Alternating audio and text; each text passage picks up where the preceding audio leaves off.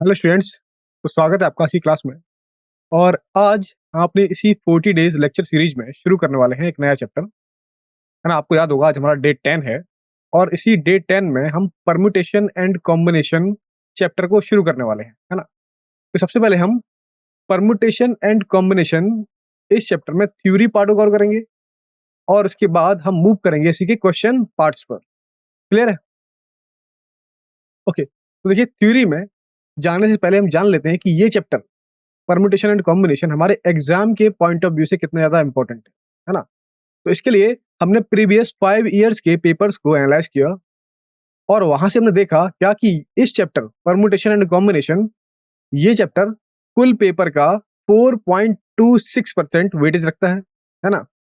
कितना बेटा? 4.26% वेटेज रखता है। अगर वहीं पर हम टॉपिक वाइज क्वेश्चंस को देखें तो इससे देखिए ईयर 2024 में एक क्वेश्चन पूछा गया, ईयर 2023 में एक क्वेश्चन और वहीं 2022 में दो क्वेश्चन, और इसी तरीके से 2021 में भी दो क्वेश्चन पूछे गए।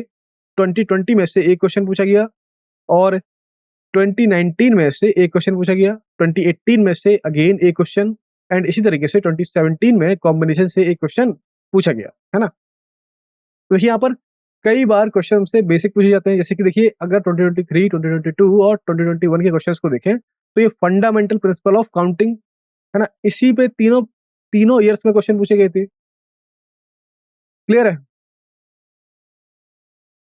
ओके, तो देखिए ये चैप्टर हमारे लिए काफी इंपॉर्टेंट है क्योंकि अगर हम इन क्वेश्चंस को ध्यान से देखें कि तो ये सारे क्वेश्चन लगभग एवरेज क्वेश्चंस की कैटेगरी में आ रहे हैं। कैसे एवरेज क्वेश्चंस की कैटेगरी में आ रहे हैं जिन्हें कि हम आसानी से सॉल्व कर पाएंगे। क्लियर है? तो देखिए सबसे पहले हम आज के लेक्चर को जान लेते हैं कि आज के लेक्चर में हम क्या पढ़ने वाले हैं। तो पहला मोस्ट इंपॉर्टेंट हम पढ़ने वाले हैं फंडामेंटल प्रिंसिपल ऑफ काउंटिंग। क्या पढ़ेंगे? काउंटिंग का फंडामेंटल प्रिंसिपल। ओके, और इसके बाद हम शुरू करेंगे, हम जानेंगे कि फैक्टोरियल नोटेशन क्या होता है ना, फैक्टोरियल नोटेशन क्या होता है। और इसी के बाद हम इंट्रोड्यूस करेंगे परम्यूटेशंस को कि परम्यूटेशंस यहाँ पर क्या होते हैं। और परम्यूटेशन पर जाने के बाद हम देखेंगे कि परम्यूटेशन को हम रिप्रेजेंट करते हैं एनपीआर के द्वारा, है ना। और इसके बाद हम एनपीआर इसी की प्रॉपर्टीज को देखेंगे, है ना, एनपीआर की प्रॉपर्टीज को देखेंगे। और फिर लास्ट में हम परम्यूटेशन पर आधारित कुछ इंपॉर्टेंट रिजल्ट्स को देखेंगे, है ना, परम्यूटेशन पर आधारित कुछ इंपॉर्टेंट रिजल्ट्स को देखेंगे। क्लियर है? ओके, तो सबसे पहले आता है हमारा फंडामेंटल प्रिंसिपल ऑफ काउंटिंग, है ना, फंडामेंटल प्रिंसिपल ऑफ काउंटिंग। तो देखिए फंडामेंटल प्रिंसिपल ऑफ काउंटिंग होता क्या है? हुआ क्या कि आपके पास कोई दो इवेंट्स होंगे, है ना, कोई दो इवेंट्स होंगे अलग अलग, और आपको बताना है इसमें कि इन इवेंट्स के, इन दोनों ही इवेंट्स के घटित होने के कितने नंबर ऑफ वेज, कितने तरीके हो सकते हैं, है ना। मान लीजिए कि हमने ले लिया कि हमारे पास एक कोई वर्क है जिसे हमने ले लिया ए और इसे हम कुछ एम तरीके से कर सकते हैं, है ना। और इसी तरीके से हम लेते हैं कि मान लीजिए कि हमारे पास एक दूसरा काम है बी जिसे भी हम कुछ एन तरीके से कर सकते हैं। तो अगर आपको यहाँ पर टोटल नंबर चाहिए, है ना, अगर आपको टोटल नंबर चाहिए किसका किसका, अगर आपको चाहिए कि हमारे पास एक कोई तीसरा वर्क है इसे करने के तरीके, और ये वर्क तभी होता है जब या तो ए किया जाता है या फिर बी किया जाता है। तो इससे जो फंडामेंटल प्रिंसिपल ऑफ काउंटिंग है उससे क्या होगा, इन दोनों इवेंट्स ए और बी के अकर होने की इवेंट्स इसका सम मिल जाएगा, है ना। तो इसे हम बोलते हैं एडिशन प्रिंसिपल। एडिशन प्रिंसिपल मतलब कि जहां पर या आ जाएगा किसका, या, यहां पर सी को काम करने के लिए सी का काम, जो सी काम था वो तभी हो रहा था जब या तो ए हो रहा है या फिर बी हो रहा है ना, ये था जब या तो ए हो रहा है या फिर बी हो रहा है। तो जब या आएगा तो क्या होगा, एडिशन होगा, है ना, ध्यान रखिए।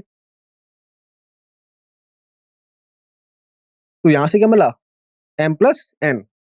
और इसी तरीके से अगर हम देखें कि मान लीजिए हमारे पास अब एक तीसरा काम सी है जो कि तभी हो रहा है जब दोनों, जब क्या हो रहा है, जब अब दोनों जुड़ रहे हैं, जब दोनों ए हो रहा है काम और बी भी हो रहा है ना, जब दोनों ए और बी हो रहे हैं।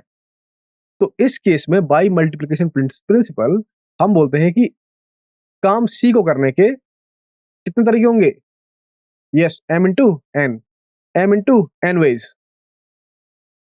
क्लियर है? m into n ways of doing this work.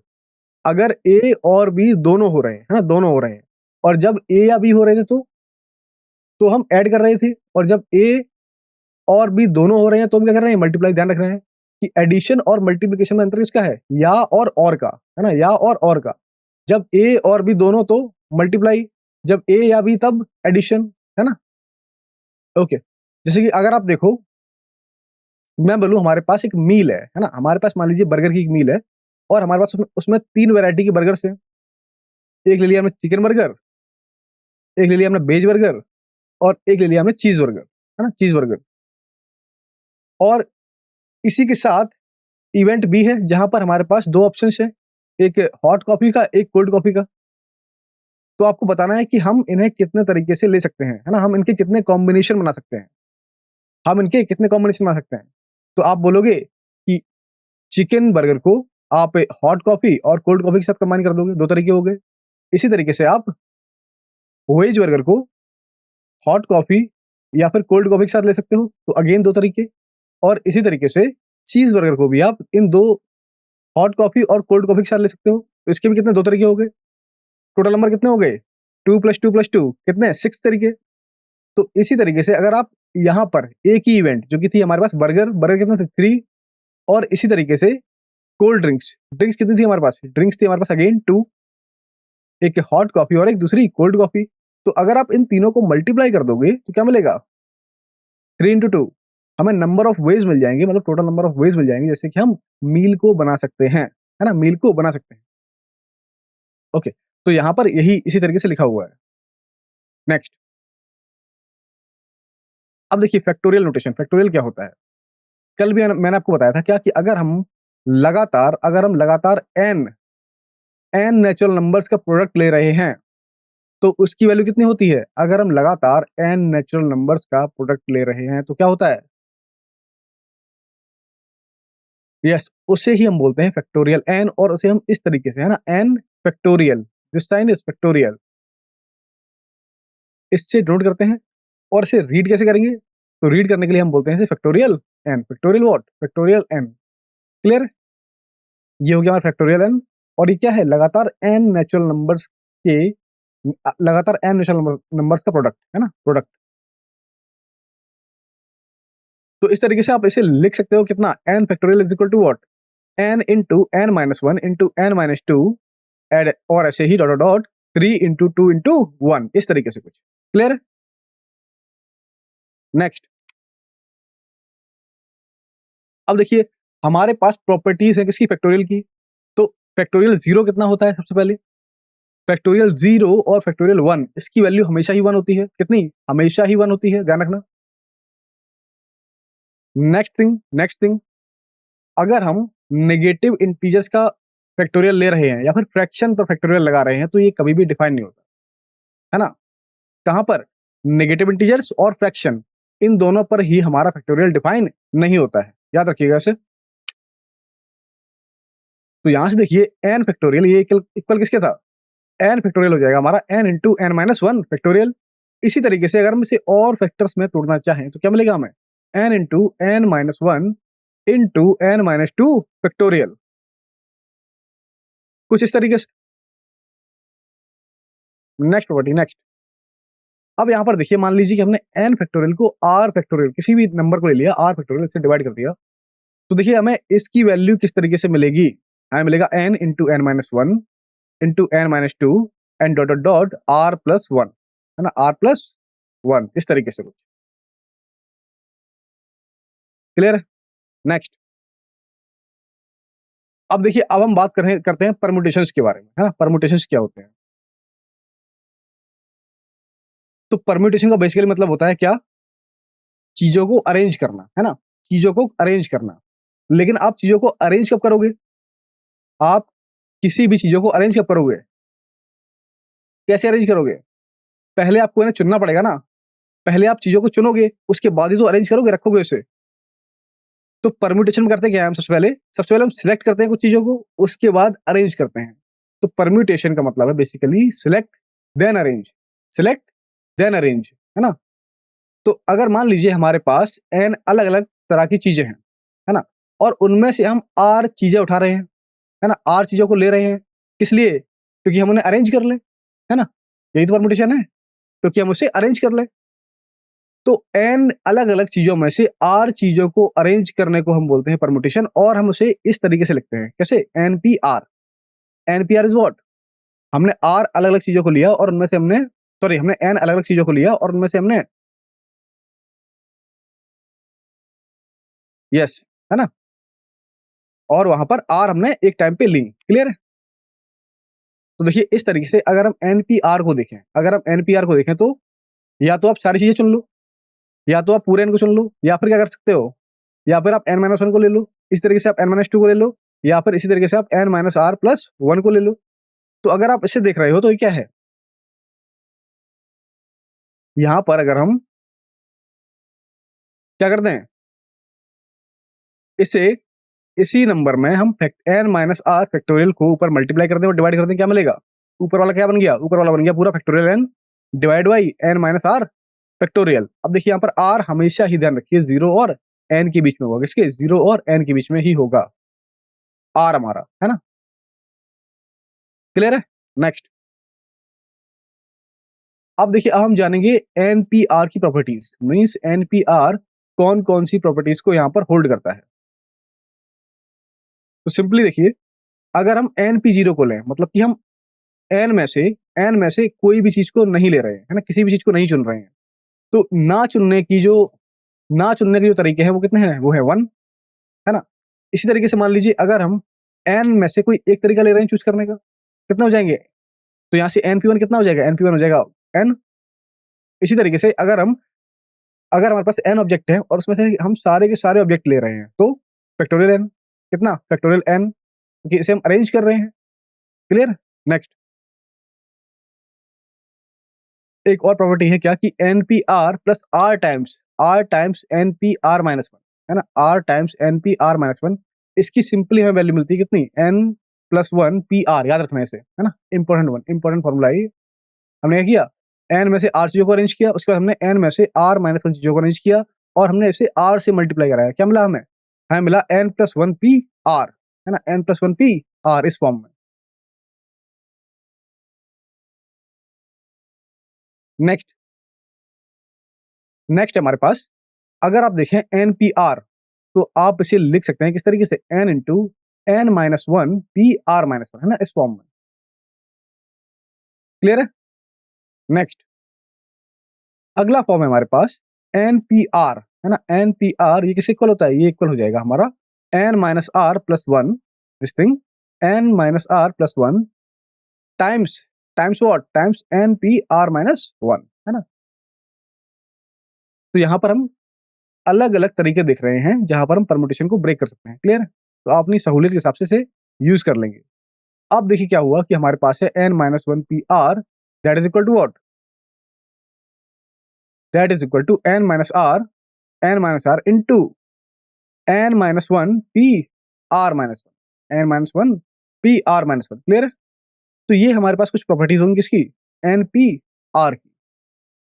Next, अब हम कुछ इंपॉर्टेंट रिजल्ट्स देखेंगे इसी परमुटेशन पर आधारित, मतलब कि क्या स्पेशल सी कंडीशंस हैं जिसमें कि हम परमुटेशन को यूज कर लेंगे।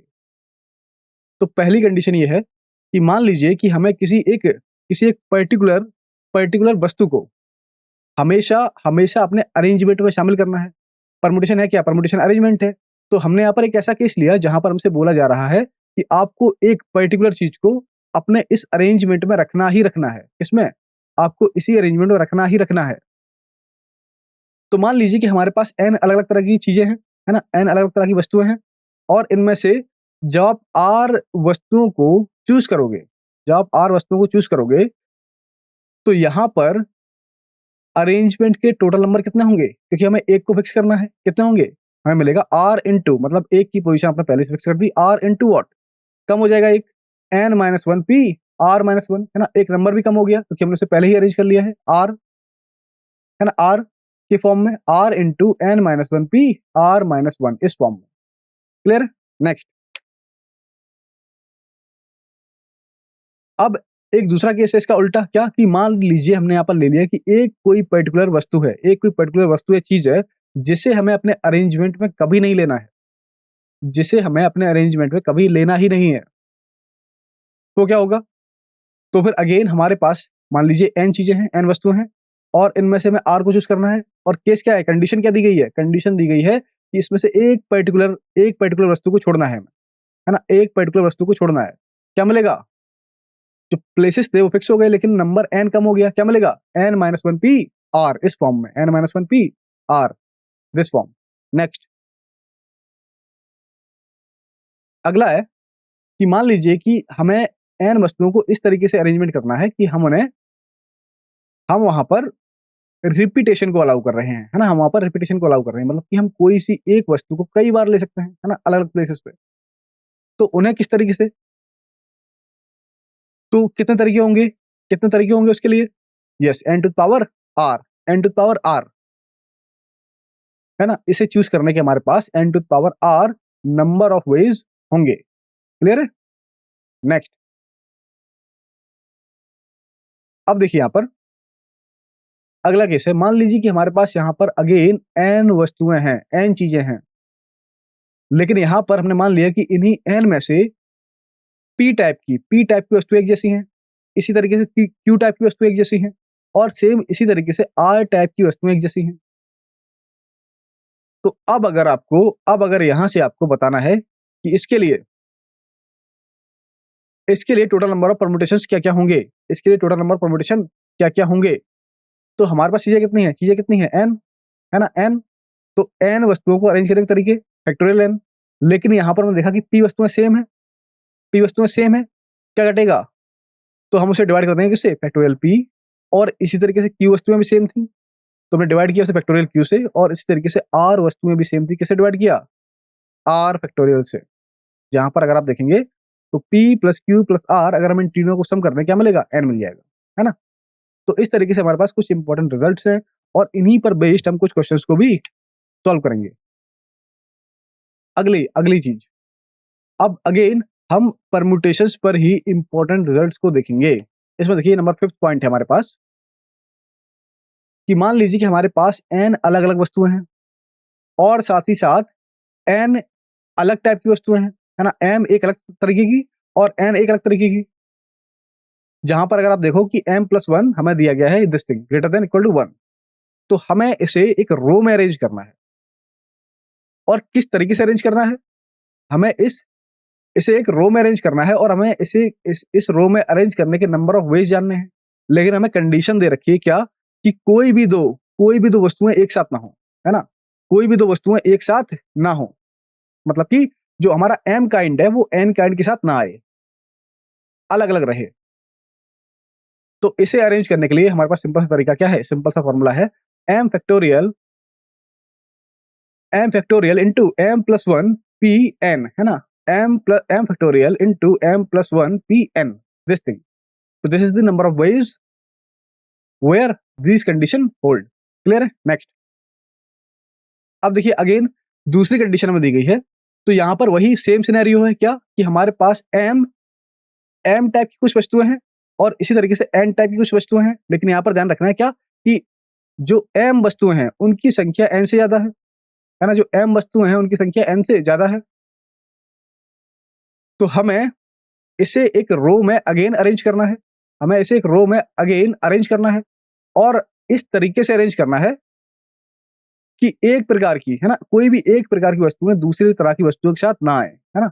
एक प्रकार की वस्तुएं दूसरी तरह की वस्तुओं के साथ ना आए। तो ऐसा करने के लिए हमारे पास टोटल नंबर ऑफ वेज कितने होंगे? कितने नंबर ऑफ वेज होंगे हमारे पास? देखिए यहां से m+1 factorial into what? Into n factorial. ये कितना हो गए? ये टोटल नंबर ऑफ वेज हो गए, जहां पर m तरह की चीजें n तरह की चीजों के एक साथ में नहीं आ रही, है ना? एक साथ नहीं आ रही। क्लियर है? ओके, नेक्स्ट, अब देखिए हम समझेंगे चीजों का डी अरेंजमेंट, है ना? डी अरेंजमेंट मतलब कि कोई भी चीज अपनी जगह पे नहीं है ना? कोई भी चीज अपनी जगह पर नहीं है, जहां उसे होना चाहिए था वहां पर नहीं है। हमने उसे कुछ ऐसी रैंडम डिस्ट्रीब्यूट कर दिया है। तो मान लीजिए इस तरीके से हमारे पास कुछ n ऑब्जेक्ट्स हैं, n ऑब्जेक्ट्स या n वस्तुएं हैं, तो आपके इनके नंबर ऑफ डी अरेंजमेंट निकालने हैं। नंबर ऑफ डी अरेंजमेंट निकालने हैं, कितने होंगे? सिंपल सा फॉर्मूला है हमारे पास, n फैक्टोरियल को हम मल्टीप्लाई कर देंगे किससे, 1/2 factorial minus 1/3 factorial plus 1/4 factorial minus, ऐसे ही हमें क्या मिलेगा last term, minus 1 to the power n 1/n factorial, है ना, 1/n फैक्टोरियल। क्लियर है दिस थिंग, क्लियर। नेक्स्ट, अब देखिए, अब एक तरह की प्रॉब्लम और आती है हमारे पास, जहां हमें सम ऑफ डिजिट्स को निकालना होता है। तो मान लीजिए यहां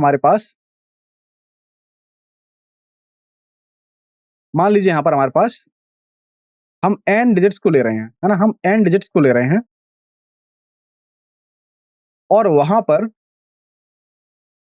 उन डिजिट्स को लेकर, उन सभी n डिजिट्स को लेकर क्या कर रहे हैं हम, जो भी हमें नंबर्स मिल रहे हैं, n डिजिट्स को लेकर जो भी हमें नंबर्स मिल रहे हैं, इन सभी का जो टोटल है, जो योग है, वो किस तरीके से देते हैं हम, उसके लिए हमें एक सिंपल सा फॉर्मूला अगेन मिलेगा, क्या, कि हम सारे के सारे n डिजिट्स का सम फाइंड करेंगे और उसी में मल्टीप्लाई कर देंगे किससे, n-1 फैक्टोरियल को, n-1 फैक्टोरियल करो, और इसी में क्या होगा, इसी में मल्टीप्लाई हो जाएगा कितना, 1 कितने टाइम्स, n टाइम्स, है ना, 1 कितने टाइम्स, n टाइम्स। तो इस तरीके से आप सम ऑफ डिजिट्स फाइंड कर लेंगे, ठीक है। तो इससे ही रिलेटेड एक क्वेश्चन है हमारे पास, जिसे हम अभी आगे डिस्कस करेंगे, है ना। ओके नेक्स्ट, तो अब देखिए अगेन, अब हमने क्या किया कि हमने जो n नंबर्स लिए हैं अपने, उसमें हमने जीरो को इंक्लूड कर लिया, है ना। ऊपर वाले केस में हमने जीरो को छोड़ा हुआ था, नीचे वाले केस में हमने जीरो को इंक्लूड कर दिया। तो अब जब हम जीरो को इंक्लूड कर रहे हैं, तो अब हमें इससे बनाए गए नंबर्स का टोटल,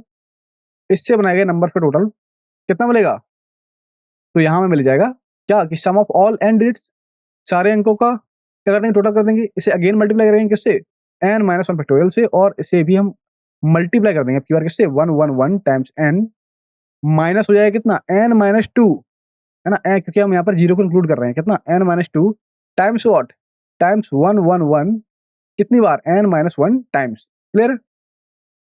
तो इस तरीके से हमें सम ऑफ डिजिट्स के 2 केसेस यहाँ पर देखने को मिलेंगे। ओके, देखिए अब हम आते हैं अपने क्वेश्चंस पर। तो इसी थ्योरी पर आधारित हमारे पास कुछ क्वेश्चंस हैं। तो इसी में पहला क्वेश्चन हमारे पास है, हमें फाइंड करनी है the value of 2 to the power n into 1 into 3 into 5। ऐसे ही हमारे पास लास्ट में कुछ डिजिट्स मिलेंगे हमें, 2n-3 इंटू 2n-1 इज, है ना, इसकी वैल्यू क्या होगी। सिंपल फैक्टोरियल का यूज करना है, बताना है कि इसकी वैल्यू क्या होगी, है ना, सिंपल फैक्टोरियल का यूज करिए। क्लियर है। तो सिंपल क्वेश्चन है, किस पे आधारित, फैक्टोरियल पर, only factorial, use the properties of factorial, solve it, try it.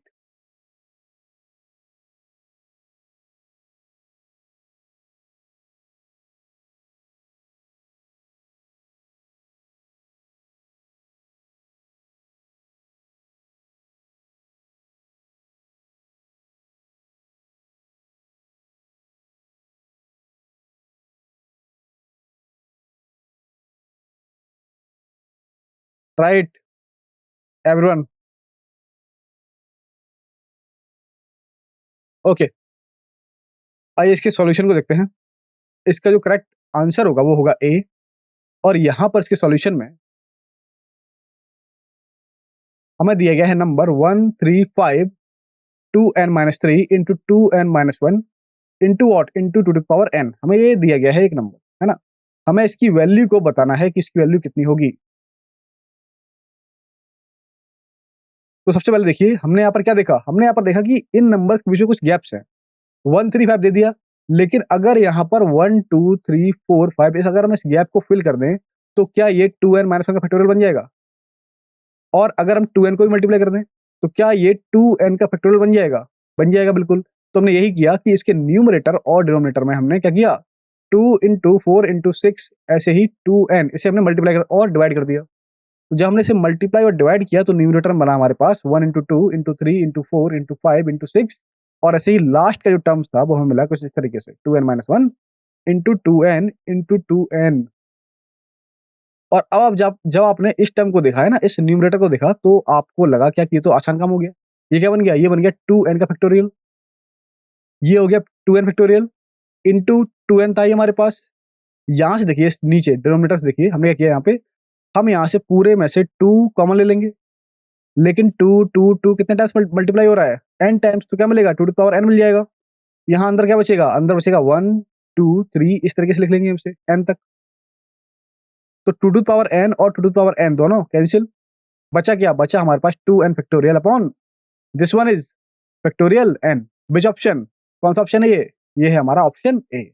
Simple one है ना, सिंपल वन, बस क्या करना था, फैक्टो यहाँ पर इन गैप्स को फिल करना था, है ना, इन गैप्स को केवल फिल करना था ताकि ये फैक्टोरियल बन जाए।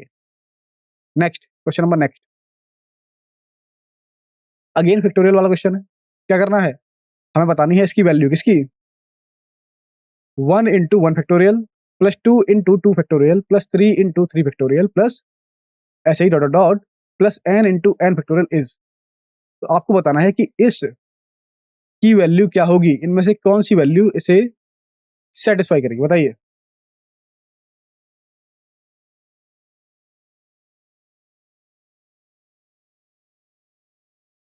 Try it everyone.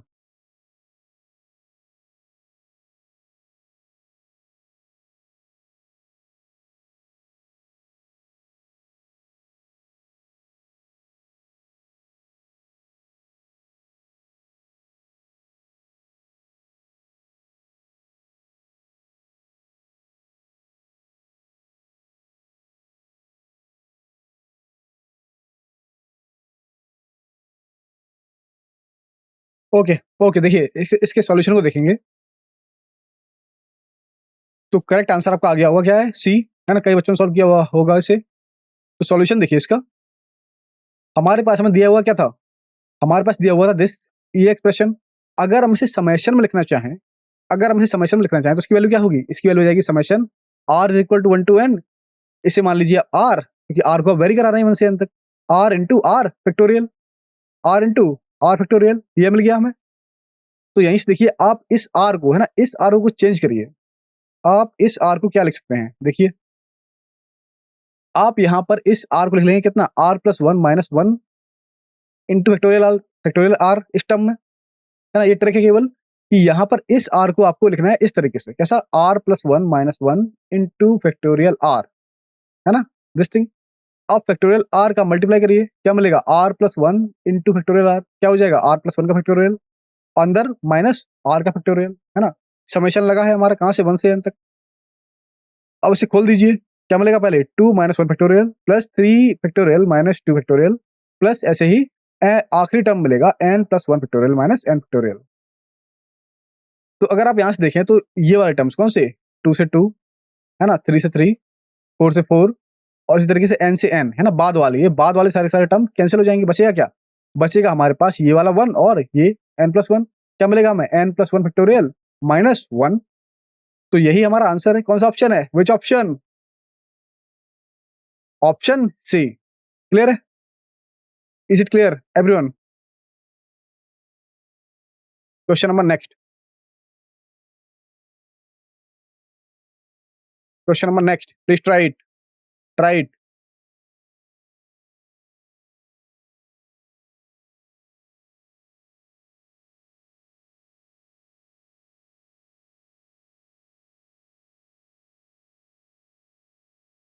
How many different 9 digit numbers can we form from the digits of the number 2233558888 by rearrangement of the digit so that the odd digit occupy even places, है ना। तो देखिए आपके पास numbers कितने place पर ये number है हमारे पास, 1 2 3 4 5 6 7 8 9, है ना, 9। तो यहाँ पर नंबर, ये 9 डिजिट का नंबर है हमारे पास, और बोला जा रहा है कि इसमें जो भी ऑड डिजिट है, ऑड डिजिट कौन कौन सी है, 3 और 5, ये हमेशा ही इवन प्लेसेस को ऑक्यूपाई करेंगे, किसे, इवन प्लेसेस को ऑक्यूपाई करेंगे, और ऑड डिजिट कहीं पे भी आ जाएंगी, है ना, इसके अलावा आ जाएंगी। तो आपको बताना है कि ऐसे कितने तरीके हैं इसके, कितने नंबर ऑफ अरेंजमेंट हैं।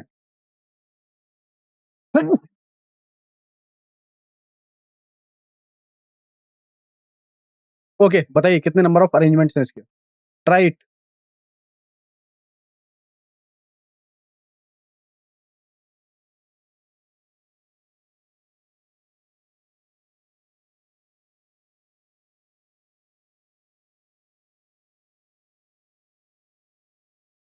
ओके आइए देखेंगे इसके सॉल्यूशन देखेंगे, है ना। तो सही ऑप्शन होगा ऑप्शन सी। कैसे होगा? तो देखिए सबसे पहले हमें नंबर दिया गया था क्या, 22, 33, 55 एंड 888, और आपको यहां से इसी 9 डिजिट नंबर में हमसे बोला गया था क्या कि इसके जो ऑड नंबर्स हैं वो कहां पर आएंगे, वो इवन प्लेसेस पे आएंगे। ऑड नंबर कहां आएंगे, इवन प्लेसेस पर। तो अगर आप यहां से देखो तो हमारे पास 4 ऑड नंबर्स हैं, कौन कौन से, 33 एंड 55, और इनके लिए भी इस 9 में से कितने 4 पोजीशन है जो कि इवन है ना। 4 पोजीशन कैसी है, जो कि इवन है। तो आपको इन्हीं 4 पोजीशन में सबसे पहले इन दोनों को अरेंज करना है। तो क्या होगा इसका अरेंजमेंट, 4 पोजीशन को भरने की तरीके कितने, 4 फैक्टोरियल, उसी तरीके से, लेकिन ये दोनों सेम है ना, ये दोनों सेम है। तो 33 के लिए कितना, 2 factorial into what, into 2 factorial, क्योंकि ये दोनों सेम है। ओके, इंटू व्हाट, अब बचे कितने, 4 तो अरेंज हो गए, बचे कितने, 5, बचे कितने बेटा, 5।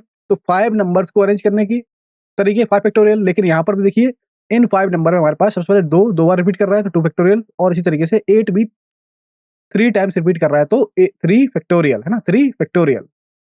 तो हमें कुछ इस तरीके से अपने नंबर ऑफ वेज देखने को यहाँ पर मिलेंगे। क्लियर? ओके, तो इसे कैलकुलेट करिए, कैलकुलेटेड। जब हमने इसे कैलकुलेट किया तो हमें कितना मिला, ये 60। क्लियर? Question number next. देखिए यहाँ पर इस क्वेश्चन में बोला गया है कि एक लाइब्रेरी है और इसमें हमारे पास कोई एक बुक है जिसकी हमने ए कॉपीज को रखा हुआ है ना, जिसकी हमने एक ए कॉपीज को रखा हुआ है। और वहीं अब देखिए कि हमारे पास क्या किया कि दो बुक्स ले ली, और उनमें से हमने प्रत्येक की बी कॉपीज, है ना, किसमें से, थ्री बुक्स में से, और इनमें से ही हमने प्रत्येक की 3 कॉपीज किसमें से, डी पुस्तकों में से। इनकी केवल एक है ना, केवल एक सिंगल कॉपी है इन लोग की। तो इन बुक्स को अरेंज करने के कितने नंबर ऑफ वेज होंगे, है ना, कितने नंबर ऑफ वेज होंगे। तो लाइब्रेरी में क्या हुआ, ए कॉपीज की एक बुक है ना, और बी कॉपीज 2 बुक की हैं, और इसी तरीके से सी कॉपीज प्रत्येक 3 बुक्स की हैं, और यहां पर डी सिंगल कॉपी है किसकी, डी बुक्स। तो आपको बताना है क्या कि total number of ways in which these books can be arrange, मतलब कि हमें ए बी सी डी को अरेंज करने के कितने तरीके देखने को मिलेंगे। आपको बताया गया है कि ए की कितनी कॉपीज है, बी की कितनी कॉपीज है, सी की कितनी कॉपीज है, और डी की कितनी कॉपीज है। आपको बताना है कि हम इन्हें कितने तरीके से लाइब्रेरी में अरेंज कर सकते हैं। ओके, बताइए बेटा, solve it, try it.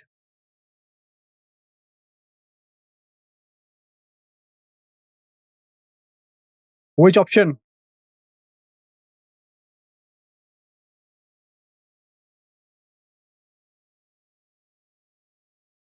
Which option. Okay, देखिए अब यहां से हम इसके सॉल्यूशन को देखेंगे। तो सॉल्यूशन में जाने से पहले समझिए इसका करेक्ट ऑप्शन है ऑप्शन बी, है ना, करेक्ट ऑप्शन है ऑप्शन बी। कैसे होगा, यहां से देखिए कि टोटल, सबसे पहले हम देखेंगे कि टोटल बुक्स कितनी है हमारे पास लाइब्रेरी में। टोटल बुक्स देखेंगे, एक ही हमारे पास एक कॉपी है, ए की कितनी, एक ही एक कॉपीज, एक कॉपी है, और वही बी की 2 कॉपीज है, सी कितनी, सी की 3 कॉपीज है, और डी की भी एक सिंगल कॉपी है। तो टोटल जो बुक्स हुई हमारे पास वो होगी A plus 2 B plus 3 C plus D, है ना, कुछ इस तरीके से।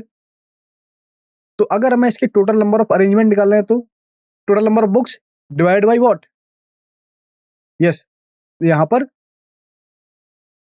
ए बुक को हम ए तरीके से, फैक्टोरियल ए तरीके से अरेंज कर सकते हैं, वहीं बी की 2 कॉपीज हैं तो factorial B into factorial B इस तरीके से अरेंज करेंगे। और इसी तरीके से सी की कितनी, 3 कॉपीज हैं, कैसे, फैक्टोरियल सी और फैक्टोरियल सी तरीके से अरेंज करेंगे, है ना। और इसी तरीके से डी की एक कॉपी है तो फैक्टोरियल डी। तो हमें टोटल नंबर ऑफ अरेंजमेंट कितने मिलेंगे, A plus 2 B plus 3 C plus D का factorial upon what, upon A factorial into B factorial का स्क्वायर, क्योंकि यहाँ पर हम बी कितनी 2 कॉपीज है, और वहीं इनटू सी फैक्टोरियल का क्यूब, क्योंकि बी की सी की 3 कॉपीज है हमारे पास, है ना? क्लियर है? नेक्स्ट, अब देखिए, अब हमारे पास एक डिक्शनरी प्रॉब्लम है ना, काफी इंपॉर्टेंट डिक्शनरी प्रॉब्लम है। ओके, यहाँ पर ये वर्ड प्रॉब्लम है ना कि डिक्शनरी, ये वर्ड प्रॉब्लम प्रॉब्लम है। इसमें मैं इसे डिक्शनरी के फॉर्म में नहीं लिख रहे हैं, ये वर्ड प्रॉब्लम है। वर्ड प्रॉब्लम कैसी है ये?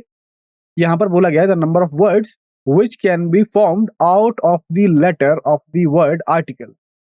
हमसे ऐसे नंबर ऑफ वर्ड्स पूछे जा रहे हैं जिसे हम आर्टिकल के लेटर्स को यूज करके बनाएंगे, और इस तरीके से बनाएंगे कि इसमें जो वॉवल्स हैं, जिसमें वॉवल्स यूज हो रहे हैं, वो हमेशा ही इवन प्लेसेस पर होंगे। इसमें इवन प्लेसेस पर होंगे। क्लियर है? कहां पर होंगे वॉवल्स? इवन प्लेसेस पर। ओके, तो अरेंज करिए इसे। इसमें देखिए वॉवल कौन कौन से हैं? ए है, आई है और ई है। ए आई ई, इसमें मतलब 3 वॉवल्स हैं, और हमारे पास इवन प्लेसेस पे बोल रहा है। तो इसमें इसकी लेंथ कितनी है? 1 2 3 4 5 6 7, 7 लेंथ है, मतलब कि इसमें 3 इवन प्लेसेस मिलेंगे, है ना? 3 इवन प्लेसेस मिलेंगे। तो आपको यहाँ पर इन्हीं 3 बबल्स को 3 इवन प्लेसेस पर अरेंज करना है, और जो बचे हुए प्लेसेस हैं, उस पे आपको बचे हुए नंबर्स को अरेंज करना है, और आपको बताना है कि ऐसे कितने तरीके हो सकते हैं। इस तरीके से कितने नंबर ऑफ वर्ड्स फॉर्म होंगे, है ना? कितने नंबर ऑफ वर्ड्स बनेंगे। Try it.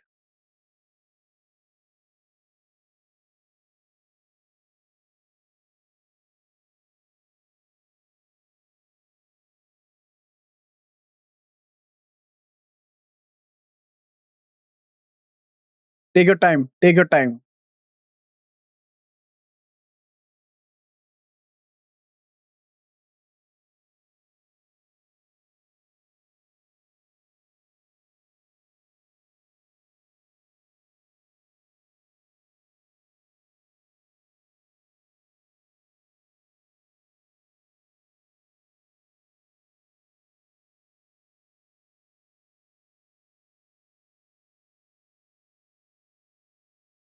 क्लियर है? सॉल्व किया इसे? Are you doing this? Are you solving?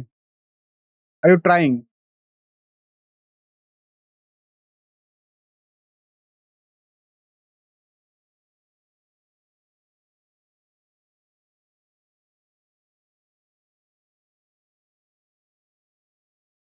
Okay, आइए देखते हैं इसके सॉल्यूशन को। तो इसका करेक्ट ऑप्शन है ऑप्शन बी। तो यहां से देखिए, हमारे पास जो वर्ड था वो क्या था? वो था आर्टिकल, है ना? आर्टिकल। अब इस वर्ड आर्टिकल में अगर आप वॉवल्स को देखें, वो कितने हैं? वो है हमारे पास ए ई आई, है ना? ए ई आई, ये 3 वर्ड्स। और वहीं अगर हम इनमें कॉन्सोनेंट्स को देखें, वो कितने हैं? वो है C L R and T. कौन से? C L R and T. तो हमने देखा क्या कि आर्टिकल 7 लेटर्स का एक वर्ड है ना? 7 लेटर्स का एक वर्ड है ये, और इसमें 3 इवन प्लेसेस हैं। 3 इवन प्लेसेस हैं, और 3 इवन प्लेसेस में हमें 3 वॉवल्स को प्लेस करना है। कितने तरीके? Factorial 3, factorial 3। और अब जो बचे हुए प्लेसेस हैं, कितने? 4 प्लेसेस बचे हुए हैं, है ना? 4 प्लेसेस बचे हुए हैं। तो इन 4 प्लेसेस में जो हमारे पास बचे हुए कॉन्सोनेंट्स हैं, उसे भी हम 4 फैक्टोरियल वेज से क्या कर देंगे? भर देंगे, है ना? तो टोटल कितने हो गए? टोटल कितने हो गए? ये हमारे वॉवल्स के भरने के तरीके, और आ रहा है ना, और ये हमारे कॉन्सोनेंट्स को भरने के तरीके, और मतलब मल्टीप्लाई कर देंगे। तो रिक्वायर्ड नंबर ऑफ वेज क्या हो गए? 3 फैक्टोरियल इंटू 4 फैक्टोरियल। तो 3 फैक्टोरियल हमें पता है कितना होता है? 6 इंटू 4 फैक्टोरियल की वैल्यू होती है 24, जो कि हमें मिला 6 into 24, that is equal to 144। तो this is the required answer.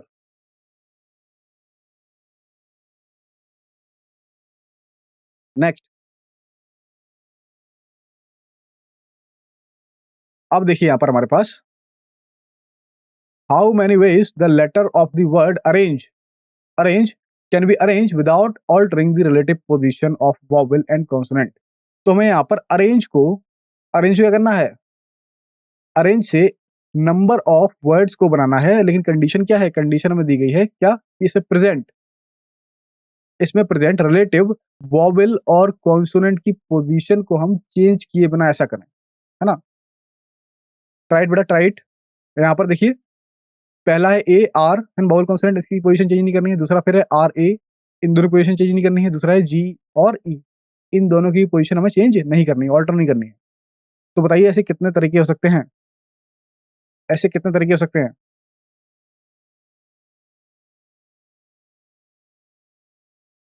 Take your time.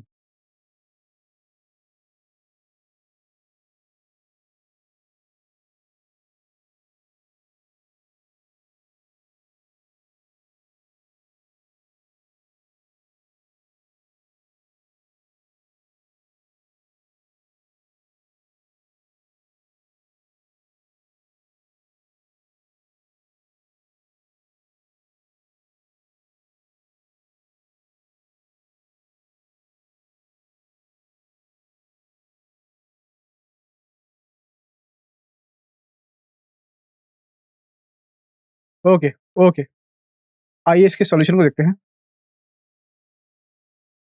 तो हमारा करेक्ट आंसर है आंसर ऑप्शन ए, है ना, ऑप्शन ए। अब देखिए हम इसे इससे अरेंज करेंगे किस तरीके से। यहाँ पर देखिए अगर हम इसमें कॉन्सोनेंट और वॉवल को काउंट करें, है ना, कॉन्सोनेंट और वॉवल को काउंट करें कितने हैं हमारे पास, one one two, one two three and four, four consonant और फोर वॉवल्स है, फोर कॉन्सोनेंट और थ्री वॉवल्स है, सॉरी फोर कॉन्सोनेंट और थ्री वॉवल्स है ना। तो अगर आप देखें कि कॉन्सोनेंट को हम, कॉन्सोनेंट में आर आर सेम आ गया है ना, कॉन्सोनेंट को हम इन्हीं की पोजीशन में किस तरीके से अरेंज कर सकते हैं कि फोर कॉन्सोनेंट हैं तो इन्हें ही हम इनकी बिना पोजीशन चेंज किए फैक्टोरियल फोर तरीके से अरेंज कर सकते हैं। लेकिन यहाँ पर two two R R same ही है, क्या मिलेगा, four factorial upon two factorial, four factorial upon two factorial. तो हमें कॉन्सोनेंट को अरेंज करने के टोटल नंबर ऑफ वेज मिल गए कितने, four factorial upon two factorial कितना आया, 12। और इसी तरीके से हमारे पास देखिए यहाँ पर वॉवल कितने हैं, वॉवल हैं थ्री, कितने वॉवल्स हैं, वॉवल्स हैं थ्री। अब इन थ्री वॉवल्स को, इन थ्री वॉवल्स में देखिए ए और ए अगेन सेम है, ए और ए अगेन कैसा है, सेम है। और इन थ्री वॉवल्स के लिए थ्री पोजीशन पहले फिक्स है, हमें ऑल्टर नहीं करना है, चेंज नहीं करना है। तो इन्हीं तीन पोजीशन में थ्री वॉवल्स को रखने के कितने तरीके हैं, जहां पर दो वॉवल्स कैसे हैं, सेम है। तो total number of arrangement three factorial upon दो सेम है तो डिवाइड कर देंगे टू से, टू फैक्टोरियल से, सॉरी क्या मिला, three factorial upon two factorial, तो हमें मिल गया three, three number of veg. तो इसके लिए कितने मिले 12 और इसके लिए थ्री, तो टोटल कितने होंगे, यस मल्टीप्लाई कर दो, कहां से, फंडामेंटल प्रिंसिपल ऑफ काउंटिंग, क्या होगा 12 into three that is equal to 36। तो हमें 36 ऐसे नंबर ऑफ वेज मिल गए जहां पर अगर हम अरेंज के वॉवेल और कॉन्सोनेंट्स को विदाउट ऑल्टर किए, है ना, इनकी पोजीशन को बिना चेंज किए रखे, तो हमें ऐसे कितने नंबर ऑफ अरेंजमेंट्स मिलेंगे यहाँ पर, वो कितने हैं, वो है 12 into three that is equal to 36। Next,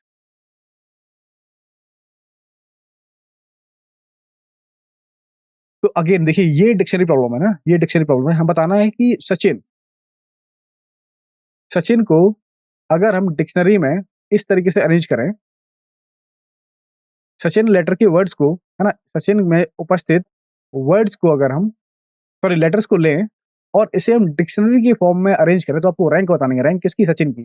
rank मतलब कि सचिन किस पोजीशन पर आएगा, है ना, सचिन किस पोजीशन पर आएगा आपको ये बताना है। क्लियर है, कैसे डिक्शनरी में अरेंज करके, आपको पता है डिक्शनरी में कैसे नंबर होते हैं, पहले ए आता है, फिर ए बी वाले वर्ड्स आते हैं, फिर ऐसे ही ए बी सी वाले वर्ड्स आते हैं, फिर ए बी सी डी वाले वर्ड्स आते हैं। तो इस तरीके से वो अरेंज होते हैं एक सिस्टमैटिक वे में। क्लियर है, क्लियर है। तो अब आपको बताना है कि सचिन, सचिन की रैंक क्या होगी अगर हम इसे डिक्शनरी में अरेंज करें। तो अगर आप इन्हें इसे ब्रेक कर लें, अगर आप इसके लेटर्स ले लें, तो पहला लेटर होगा ए, तो ए से शुरू होने वाले शब्द आएंगे पहले, फिर ए के बाद सी से शुरू होने वाले शब्द आएंगे, फिर उसके बाद एच से शुरू होने वाले शब्द, फिर आई से, और फिर एन से, और उसके बाद फाइनली एस से। तो ऐसे ही आप सबको काउंट करोगे और फाइनली बताओगे कि जब सचिन जो लेटर बनेगा हमारा, ये किस पोजीशन पर आएगा डिक्शनरी में, इसकी क्या रैंक होगी हमारी डिक्शनरी में।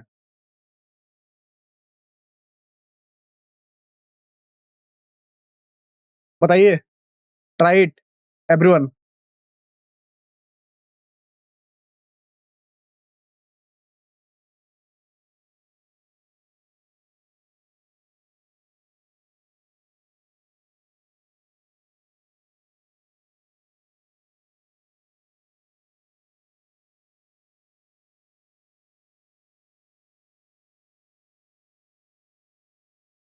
ओके, आइए देखते हैं इसके सॉल्यूशन को। सॉल्यूशन एवरीवन, करेक्ट ऑप्शन है हमारा बी। कैसे है देखिए, तो जैसे कि मैंने आपको बताया, पहले हम शुरुआत करेंगे किससे, ए के साथ। तो हमारे पास जो वर्ड्स दिए गए थे इस वर्ड्स के जो लेटर हैं उसे हमने ब्रेक डाउन कर लिया। पहला लेटर है ए, सी, एच, आई, एन, एस, है ना, कुछ इस तरीके से हमें लेटर्स मिले इसके। इन्हीं को क्या करना है, इन्हीं को हमें डिक्शनरी में अरेंज करना है। तो सबसे पहले देखिए, सबसे पहले जो हमारे वर्ड्स होंगे वो ए से शुरू होंगे, है ना। तो आपने ए को फिक्स किया, ए की पोजीशन को फिक्स किया, बाकी सारे इन सभी को कितने तरीके से अरेंज करेंगे, फैक्टोरियल 5 से। फैक्टोरियल 5 से ए के लिए पोजीशन फिक्स हो गई 1, और बाकी सभी के लिए फैक्टोरियल 5, टोटल नंबर फैक्टोरियल 5, है ना। नेक्स्ट एक के बाद क्या आएगा, एक के बाद आएगा सी। सी को रखा, उसके बाद जो हमारे पास प्लेसेस बच रहे हैं उस पर हमारे पास कुछ लेटर्स हैं, कौन कौन से, ए, एच, आई, एन, एस। अब इन्हें किसी भी ऑर्डर में अरेंज कर लो। कितने तरीके, 5, 4, 3, 2, 1, कितना, फैक्टोरियल 5, इस तरीके से सेम। अब क्या करेंगे, अब हम एच को फिक्स करेंगे, एच को रखेंगे। तो अब बताइए total number of arrangements, again factorial 5, क्योंकि यहाँ पर 5 लेटर्स बच रहे हैं और आपने किसी भी ओरिएंटेशन में किसी भी तरीके से अरेंज कर लो। तो क्या मिला, फैक्टोरियल 5।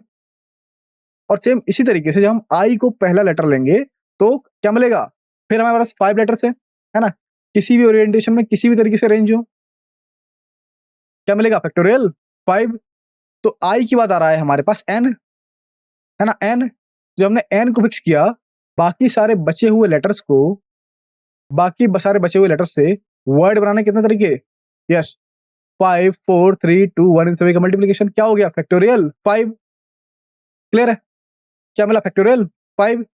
अब देखिए लास्ट में हमारे पास बचा क्या, एस। जब हम एस से शुरुआत करेंगे तो क्या मिलेगा, एस पहला हो गया हमारे पास, है ना। अब देखिए इसे डिक्शनरी और ऑर्डर में लिखिए। दूसरा वर्ड आएगा ए, उसके बाद क्या आएगा, सी आएगा, फिर एच आएगा, फिर क्या आएगा, आई आएगा, फिर क्या आएगा, एन आएगा। मतलब कि एस से जो शुरू होने वाला पहला ही वर्ड है वो क्या है, वो सचिन ही है। क्या है, वो सचिन ही है। तो इसका मतलब एन के बाद जो नेक्स्ट वर्ड आ रहा है वो क्या हो गया, वो सचिन ही है। तो इसकी पोजीशन क्या होगी, इसकी पोजीशन क्या होगी यहाँ से, तो यहाँ से मैंने रिक्वायर्ड सीरियल नंबर मिलेगा, इसकी रैंक क्या मिलेगी, यहाँ पर 1, 2, 3, 4, 5, तो 5 इंटू 5 फैक्टोरियल। और इसी के बाद अगला, अगला मतलब +1, यही जो शब्द है वो क्या है, वो सचिन है हमारे पास। तो 5 into 5 factorial +1, that is equal to what, that is equal to 601। और ये हमारे इस वर्ड सचिन की पोजीशन है किसमें, डिक्शनरी में। तो what is the rank of Sachin, 601, किसमें, डिक्शनरी में, है ना। गॉट इट, क्लियर है सभी को, क्लियर है, is it clear, okay okay. तो इसी के साथ बेटा हम आज के लेक्चर को समाप्त करेंगे। तो मुझे आशा है कि आप डीपीपी और मॉक टेस्ट को जरूर दे रहे होंगे, है ना, और इसे रेगुलरली, है ना, रेगुलरली इसे दीजिए। Okay, class and, class and. Thank you very much, thank you everyone, thank you everyone.